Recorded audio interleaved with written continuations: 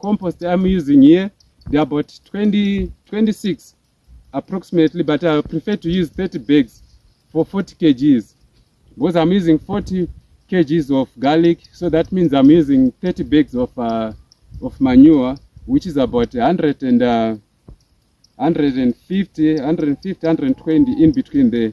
It doesn't necessarily have to be precise, but you have to work with a budget that is a little bit above, so that we don't run out of manure.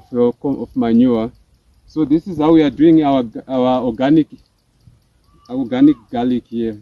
So this is how we're doing farming.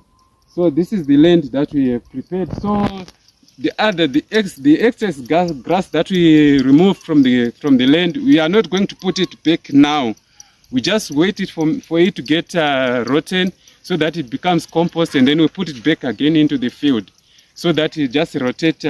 Since if you are putting it while it's not yet rotten, it won't help you much. Just make more weeds for in the land. So as of now, I think that's it. 100 meters per 10 kg of garlic. I hope you're understanding. That is, the beds must be 1 meter width, and then the longer way must be 50 meters or even 100 if your land is quite big enough. Or even if your land is short, you can do 25 by 1 meter. You can do 25 meters by 1 meter, depending on the size of your field. It doesn't necessarily mean to be 50 meters. Like my land here, it's 50 meters.